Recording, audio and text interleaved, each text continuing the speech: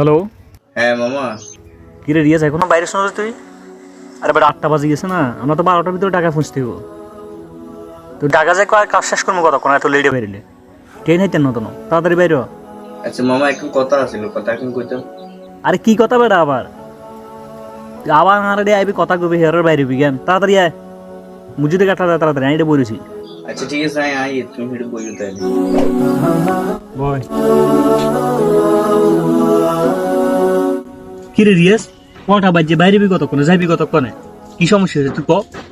মামা রেডি হয়ে গেছিলাম অলরেডি বাইরে যাই এই টাইমে আর মা আরো দড়ি করতে তুই ঘন্টা ধরে আজ যে শনিবার আজ অশুভ দিনে দিনে কোনো কাজ শুভ না যে যাইস না শনি মঙ্গলবার এই 2 দিনে যে কোনো কাজে যাবি বিপদ দেবো এই 2 দিন কোনো শুভ দিন নেই কি করেন কেন চাই কর কি কর কুসংস্কারের দিনগুলোর কারণে মানুষ আসলে আগের মতো এখনো গুমরাই রয়ে গেছে।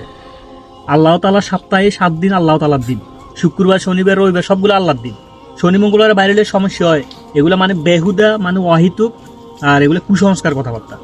এসব কথার কারণে মানুষের আসলে আমাদের ইমান নষ্ট হয়ে যায়, ইমান দুর্বল হয়ে গেছে এইসব কথা বলতে বলতে। মুরব্বীদের কথাগুলোকে আমরা হাদিসের মতো পালন করি, মনে হয় এটা ডাইরেক্ট আল্লাহ তাআলা বলছে, আল্লাহ রাসূল বলছে, এরকম বিষয় এগুলো হয়ে গেছে। কিন্তু এগুলো সম্পূর্ণ বানোয়াট কথা। 7 দিনে তো আল্লাহ তাআলার দিন, এমন দিনের কোনো ক্ষমতা আছে যে মানুষের ক্ষতি করার? ক্ষতি করলে আল্লাহ পাক করতে নেবে, সেটা যে কোনো দিন হইতে পারে, সেটা একবার শনি মঙ্গলবারে হইব, এটা এরকম তো কোনো বাধ্যতা নেই।